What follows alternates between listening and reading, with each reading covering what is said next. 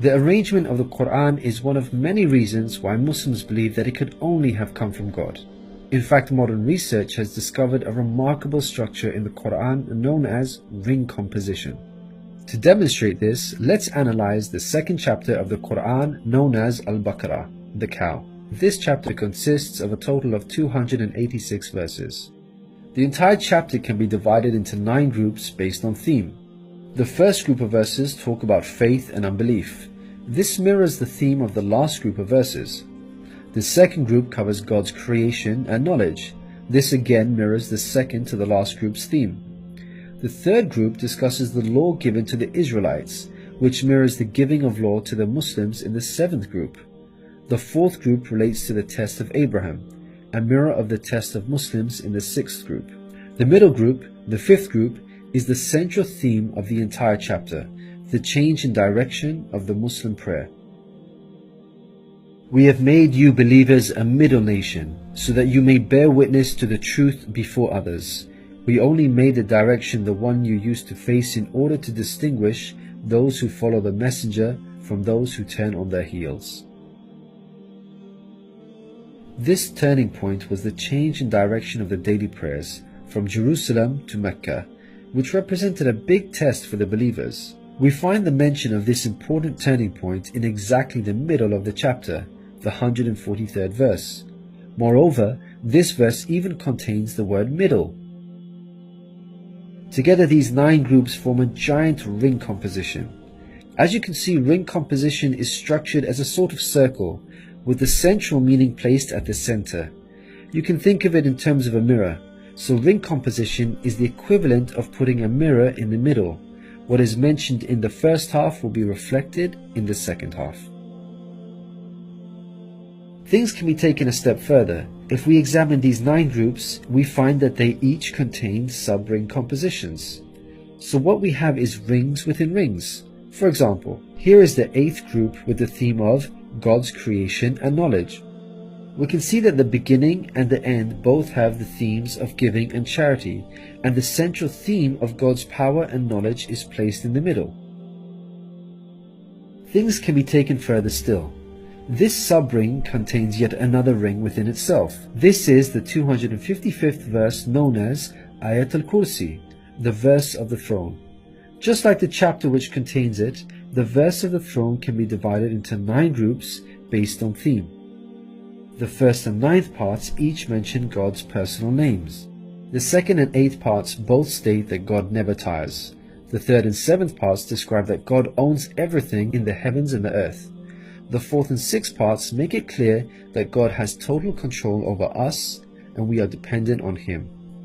Notice that the middle of this verse mentions before and after, which could be yet another allusion to the mirroring of ring composition. It's worth highlighting that not only does the verse of the throne contain its own ring composition, but it is also positioned as a sub-ring within 2 larger rings, a concentric ring composition. We can see that this chapter of the Quran is marvelously designed, being precisely and tightly arranged according to the principles of ring composition. This precision in arrangement is in fact astonishing when we consider the timing of the revelation of these verses. To appreciate this, let's consider the analogy of building construction. Imagine you had the task of building a house. Rather than waiting until you receive all of the materials and then drawing up a carefully thought out design plan, you instead decide to proceed without complete knowledge of the constituent parts, constructing it piecemeal, adding to it bit by bit as and when you receive the individual materials. What are the chances that this approach will result in a well-constructed house? Unlike an organized approach where each part is placed in its best possible position according to a design plan, instead you have a situation where it seems each part is placed arbitrarily, depending on the order in which the parts were received. In such circumstances, you would most likely end up with a very poorly designed house, liable to collapse at any time. It is highly unlikely, perhaps even impossible, that this disorganized approach would end up with the same stunningly designed house as an organized approach. Yet this is exactly what we find with the Quran's structure. The builder in our example is the Prophet Muhammad, peace be upon him. The house that he began to build since its first verses were revealed to him is the Quran. The rooms and bricks in our construction example are its chapters and verses. He can never have a design plan in place for the Quran because the revelation of many of its verses depended on events that were out of his control, such as the social developments and challenges that he faced throughout his prophethood. For example, believers would come up to him and question him on a particular matter, or his enemies would challenge him. The responses in the form of revelation would then descend on him, addressing the specific situation that he was facing. How could Muhammad have devised such an intricate plan when he could not predict the events that would dictate the revelation of verses? Such an arrangement would have to be planned in advance, but this was not possible due to these events being out of his control. What this demonstrates is that the author was someone who could predict the future. Possessing knowledge of the unseen is a quality of God, not human beings. Some critics may point out that books prior to the Quran had this literary style, and therefore we cannot use this as an evidence for the Quran's divine origin. However, comparing the Quran to other books is like comparing night and day for many reasons. Firstly, Prophet Muhammad, peace be upon him, was not a poet, nor did he have any literary reputation. In fact, like many people at the time, he could not read or write. Secondly, most people would assume that the Quran is arranged chronologically, starting with the first revealed verse and ending with the final revealed verse. This is the order in which books are typically written, in a logical sequence starting with the beginning, then the middle, and finally the end. But the way the Quran was composed is unlike any other book. Al-Baqarah, the chapter of the Quran that we have covered, was not revealed starting with verse 1, followed by verse 2, then 3, and so on. Rather, its verses were revealed out of sequence, over a span of many years, and interspaced with the revelation of verses from other chapters.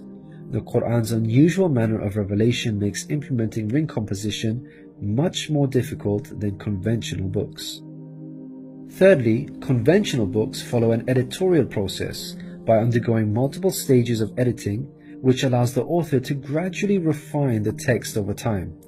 However, the Quran did not undergo an editorial process. Prophet Muhammad, peace be upon him, would place the verses in their positions as soon as they were revealed to him. With each new verse, he would not go off and review what had been previously revealed to see where he can position them in order to maintain a ring structure.